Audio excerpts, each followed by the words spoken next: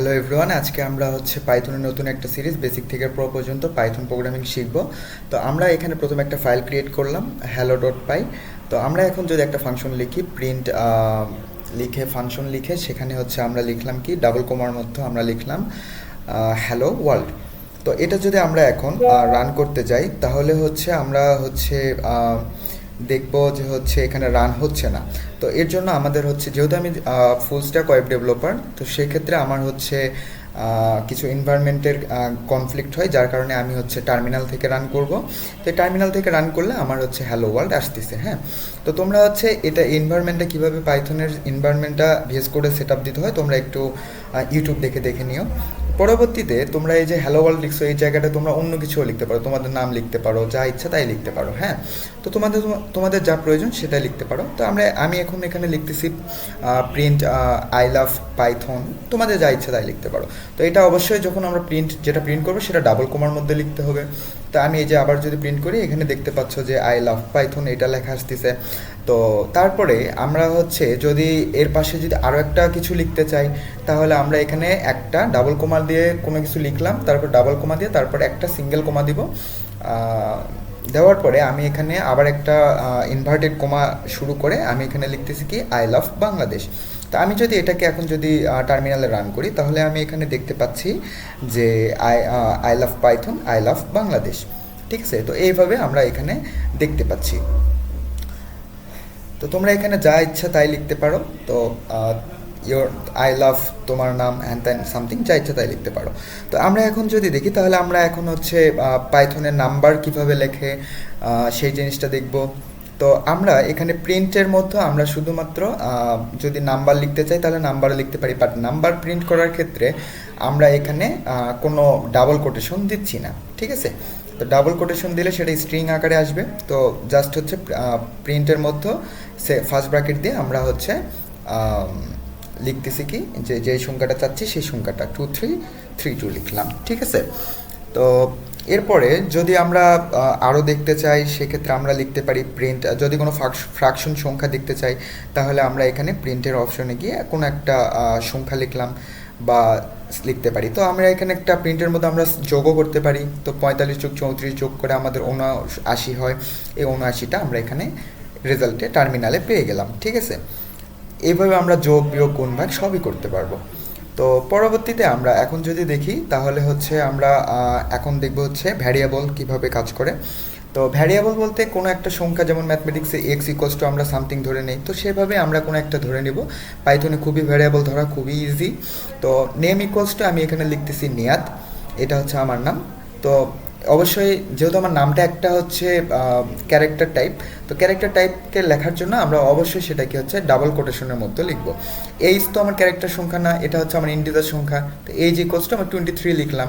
আর কোনো ফ্লট ভ্যালুর জন্য আমরা প্রাইস ইকোয়ালস টু যেই সংখ্যাটা সেটা 23.23.23.2344 এরকম লিখছি। ঠিক আছে, তো আমরা যদি এখন এটাকে প্রিন্ট করতে চাই, ভ্যারিয়েবলের কাজটা কি, তাহলে আমরা এই প্রিন্টের অপশনে গিয়ে দেখব। তো প্রিন্টের অপশনে গিয়ে যদি আমরা এখানে ডাবল কোমার মধ্যে যদি আমরা এখন নেম লিখি, তাহলে কিন্তু আমাদের শুধুমাত্র এখানে প্রিন্ট হবে আমাদের নেম। কারণ কি, এটা আমি শুধুমাত্র ডাবল কোমার মধ্যে দিয়ে লিখছি, এই জন্য আমার শুধু নেম লেখা আসতেছে। তো আমি যদি ভ্যারিয়েবলটাকে প্রিন্ট করতে চাই তাহলে ডাবল কোমাটাকে, ইনভার্টেড কোমাটাকে উঠাই দিতে হবে। ঠিক আছে, তো ইনভার্টেড কোমা উঠাই দিয়ে আমি যদি এখন রান করি, তাহলে নেম যদি লিখি, নেমের মধ্যে আমার কি আছে, নিয়াদ। এই দেখো আমার এখানে নিয়াদ প্রিন্ট হয়ে আসছে। এইভাবে তোমরা দেখতে পারো। এর পরবর্তীতে আমরা যদি দেখি তাহলে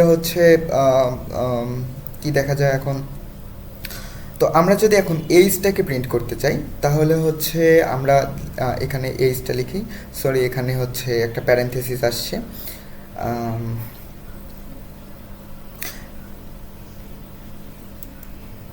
তো প্যারেনথেসিস যেহেতু আসছে, আমরা এখানে নতুন করে লিখলাম প্রিন্ট মাই নেম ইজ, তারপরে ওই যে নিয়াদ লিখছিলাম ওটা বুঝতে তো পারবা না কেউ, এই জন্য আমরা লিখলাম কি লিখছি, নিয়াদ। কি নিয়াদ কোনো একটা জিনিসের নাম, তো এই জন্য আমরা লিখলাম কি মাই নেম ইজ নিয়াদ।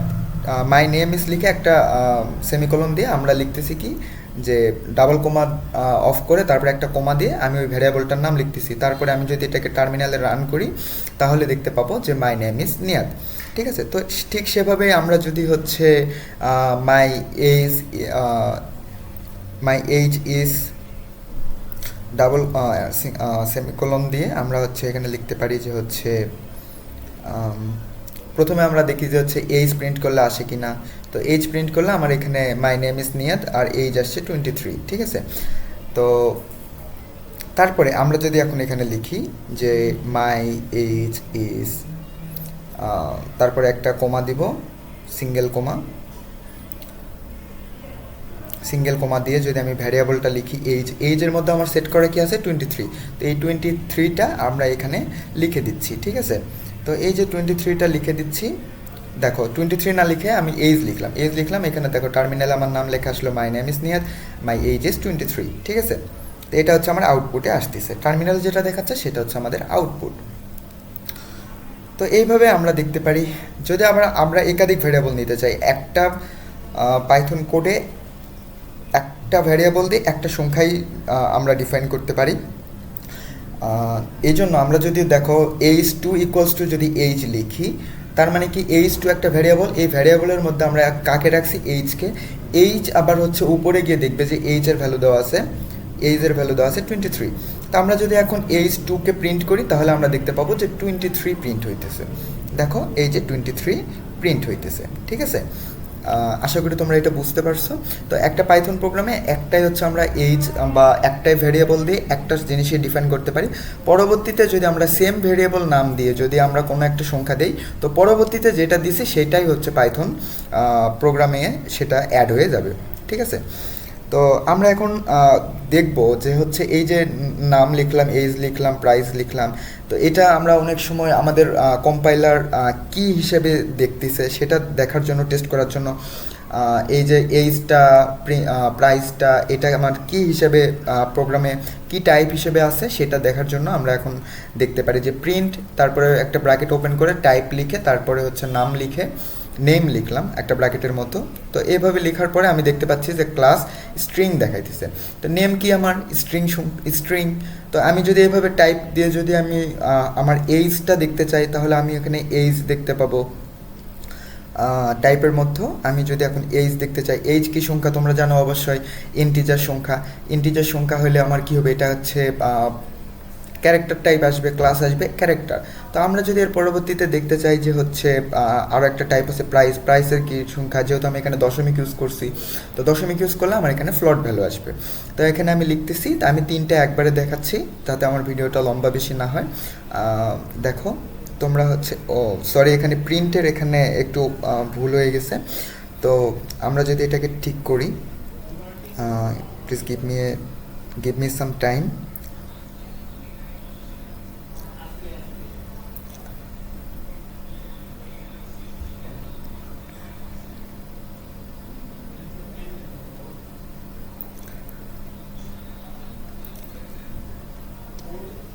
তো এখানে যদি আবার প্রিন্ট লিখি, লেখার পরে টাইপ দেই, টাইপ হচ্ছে তারপরে হচ্ছে আমার কি দিব এখানে প্রাইস দিয়ে আমি যদি এখন পাইথন টার্মিনালে রান করে দেখি তাহলে আমার এখানে আসতেছে, প্রথমটা আসতেছে স্ট্রিং হচ্ছে নাম, পরেরটা হচ্ছে ইন্টিজার, নাম হচ্ছে ইন্টিজার, পরেরটা হচ্ছে আমার দশমিক ভ্যালু ছিল এই জন্য আমার হচ্ছে ফ্লোট আসছে।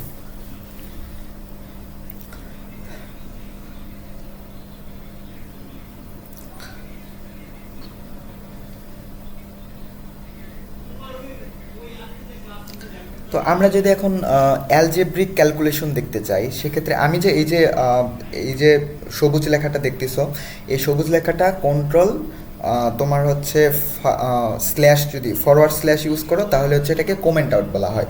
কমেন্ট মানে এটা কোডের কোনো অংশ না, এটা জাস্ট আমি হচ্ছে কোড বোঝার সুবিধার্থে আমি এখানে লিখতেছি যে অ্যালজেব্রিক ক্যালকুলেশনটা এখানে কি হতে পারে। ইউ ক্যান ডু, তোমরা হচ্ছে পাইথনে হচ্ছে তোমরা ভ্যারিয়েবলের মাধ্যমে বিভিন্ন যোগ, বিয়োগ, গুণ, ভাগ বা যেটাকে ইংরেজিতে আমরা বলি summation, subtraction, multiplication, division etcetera আমরা করতে পারি, ঠিক আছে। তো এটা করার জন্য আমরা হচ্ছে সামের জন্য আমরা করতে পারি কি জিনিস, দেখো যে হচ্ছে এ ইকুয়ালস টু আমি একটা ভ্যারিয়েবল নিলাম কত 23, বি ইকুয়ালস টু আমি এখানে নিচ্ছি 56। ঠিক আছে। তো এখানে একটা বিষয় হচ্ছে পাইথনে কিন্তু স্পেসের কোনো কাজ নাই, স্পেস আমরা ইচ্ছা মতো কোড সুন্দর দেখানোর সুবিধার্থে আমরা লিখতে পারি। তো এ ইকোয়াস টু 23 নিলাম, বি ইকোয়াস টু 56 নিলাম, সাম ইকোয়াস টু আমরা লিখলাম যে এ প্লাস বি। ঠিক আছে। তো এই জায়গাটায় আমরা কি লিখতে পারি যে প্রিন্ট সাম, যদি এখন প্রিন্ট করি তাহলে কি আসবে, সাম প্রিন্ট হলে সামের মধ্যে চলে যাবে, সামের মধ্যে গিয়ে দেখবে এ প্লাস বি আছে, এর ভ্যালু আছে 23, বির ভ্যালু আছে 56। তাহলে আমাদের দুইটা যোগ করে 23 প্লাস 56 যোগ করে আমাদের প্রিন্টের ভ্যালু দেখাচ্ছে 79। ঠিক আছে।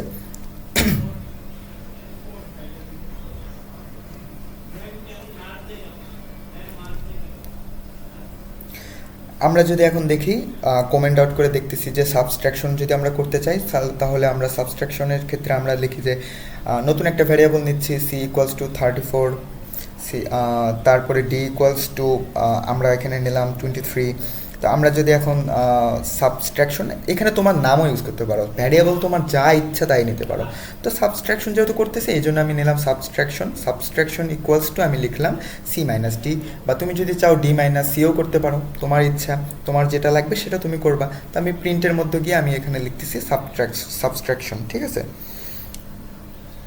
Print subtraction. ঠিক আছে। তো তারপরে এই যে এই জায়গাটাই হচ্ছে আমরা এখন রান যদি করি তাহলে দেখবা যে হচ্ছে মাইনাস আসতেছে 11। ঠিক আছে, এটাই হচ্ছে আমাদের সাবট্রাকশন করে ভ্যালু আসলো। তো আজকে আমরা অনেক কিছু শিখলাম। তো এই ক্ষেত্রে আমরা যদি এখন যোগ শিখলাম, বিয়োগ শিখলাম, ভ্যারিয়েবল কি সেগুলো শিখলাম। তো আমি এখন তোমাদের একটা হোমওয়ার্ক দিতে চাচ্ছি। তো সেই হোমওয়ার্কটা তোমরা সবাই করবা, দেখি তোমরা পারো কি না। আর যদি না পারো তাহলে আমাকে বইলো কমেন্টে যে আমাদের এটা প্রবলেম হচ্ছে। তো তোমরা হচ্ছে দুইটা সংখ্যা নিবা, দুইটা সংখ্যা নিয়ে ভ্যারিয়েবল নিবা, সেটা দুইটা ভ্যারিয়েবল ডিক্লেয়ার করবা। ভ্যারিয়েবল ডিক্লেয়ার করে তোমরা সেখানে দুইটা ভ্যালু নিবা। মনে করো x equals to 72, y equals to 27 নেওয়ার পরে তোমরা হচ্ছে সেটাকে হচ্ছে মাল্টিপ্লিকেশন একবার করবা। তো মাল্টিপ্লিকেশন করার জন্য তোমরা মাল্টিপ্লিকেশন করে সেটাকে প্রিন্ট করবা। আবার পরবর্তীতে আবার সেম জিনিসটাকে তোমরা হচ্ছে আবার প্রিন্টের মাধ্যমে তোমরা হচ্ছে দেখাবা যে হচ্ছে এটাকে কি করছো, ভাগ করে দেখাইছো। তো এই ভাগটাও দেখাবা, একটা গুণ একটা ভাগ করে দেখাবা।